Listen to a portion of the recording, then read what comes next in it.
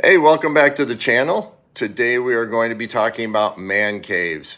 And let me start out by saying that my take on this subject might be considered a little bit controversial and it might even offend a few of you. But man caves are for losers, and let me explain why. First, what space is typically allowed for said man cave? It's always the worst room in the house, like an unfinished basement, or worse yet, maybe the garage that doesn't even have climate control and probably filled with bugs. So you get to spend your nights sitting in an old beat up couch that would have otherwise been thrown out, watching the old obsolete TV that your wife probably made you replace. And again, you're sitting in a non-climate controlled garage that's either going to be too hot and sticky in the summer, or it's going to be freezing cold in the winter, depending on where you live. The faint smell of gasoline and a mosquito buzzing in your ear are just gentle reminders of your position in the family. One step up from the dog, or maybe one step down, depending on the family. For all I know, that dog's probably asleep next to your wife on the brand new couch in the perfectly climatized living room. People don't even store stuff they care about in the garage. Why? Because of the bugs, temperature, and humidity. This is why outdoor storage is always way cheaper than indoor climate-controlled storage. The garage is also the least secure room in the house. You could even be attacked by the frat boy cannibal killer like that poor couple in Florida back in 2016. Or you're going to be sent down to the basement, sitting amongst the boxes and other stuff that nobody really wants, but yet refuse to donate or throw out, kind of like you. They don't want to throw you out because you may be of some use someday. So they put you down in the basement, out of sight, out of mind. You're probably breathing in mold spores from the flood you were too cheap to properly remediate.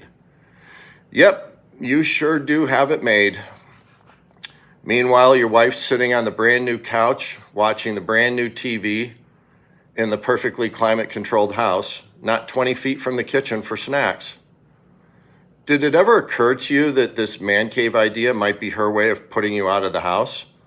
Like a dog in the night? Feed you and put you out in the garage like some sort of an animal? Put you down in the basement like that freak in the movie Goonies? I think his name was Sloth. I get it. You were lied to. The media convinced you that this man cave idea was some sort of a half-assed treehouse or clubhouse for adults. It sounded cool because we didn't read the fine print. We wanted to believe. That dream was exploited and used against us to put us out of the house. There's a good chance that your little man cave doesn't even have a bathroom. I actually saw one house where there was a minimal bathroom in the corner of an unfinished garage. Almost like a bathroom stall one would find in a public restroom. It was basically almost like a porta potty in the corner of the garage.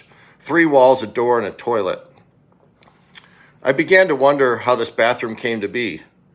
Was the person who put the bathroom in some sort of a gearhead that liked to spend all day working on his car, and he didn't want to track in dirt or grease coming in and out all day? Or was this some poor man who was moved out of his own house into the garage like some sort of a homeless drifter seeking shelter from the night, so his wife and her lover could live in the house? Let's just say it was creepy, like something you might see in one of those crime documentaries where they find a missing person months or years after they disappear. Call it a boundary or a healthy sense of self-preservation, but that's a no-go for me. Okay, so why on earth was there a bare-bones minimal bathroom in the corner of this garage? If you have any ideas, please hit pause and put it in the comment section below. Now imagine having to tiptoe in and out of your own house to use the restroom or replenish your snacks. Let's be real. If it's gotten to this point, I really don't think anybody cares or notices you coming and going. You're just there to pay the bills. Now go back into the basement or garage where you belong. Does this sound like equality to you? Imagine the outrage, the riots, the frenzy on Twitter if men were putting their wives out in the garage A bunch of women sweating bullets in the summer trying to watch the Lifestyle Channel, or huddled together under a single old blanket trying not to freeze to death while watching reruns of Sex and the City? How long before the internet catches wind that there's a poor middle-aged white woman that's been banished to the basement of her own suburban home, a musty, damp, depressing basement not fit for human habitation? You'd have a women's march on your front lawn by lunchtime the next day. But I digress. Look, guys, don't be surprised when you go into your man cave and there's a water bowl with your name on it. But it's not all bad. I don't want to disparage the man cave idea without at least exploring its merits. At least with the man cave idea, you don't have to pretend to be working on something in the garage to get away from your family. You can just be yourself in all your authentic glory for the whole neighborhood to see, since the garage door is probably going to be up because you don't have any air conditioning. At least men can finally be honest enough to admit that there's nothing productive taking place in today's modern garage. Men no longer have to pretend to be out fixing something or doing something productive. We live in such a throwaway society that most men don't have any idea how to fix anything anyway. They probably don't even own a lawnmower. So what could he possibly be doing in the garage? Today's garages are used for storage, not mechanics. Most people can't even change their own oil. Men used to be held to some sort of a standard of productivity. When I grew up, that's when the first game consoles came out and they were all red hot. Atari, Sega, Nintendo. I never saw one of my friend's fathers sitting around playing video games. I never even heard of a father playing video games, ever. He was busy. He was a grown-up. He had projects to do. He had to mow the lawn, walk the dog, fix something, paint something. These dads had skills. You couldn't just ask Siri to recommend a plumber or a painter.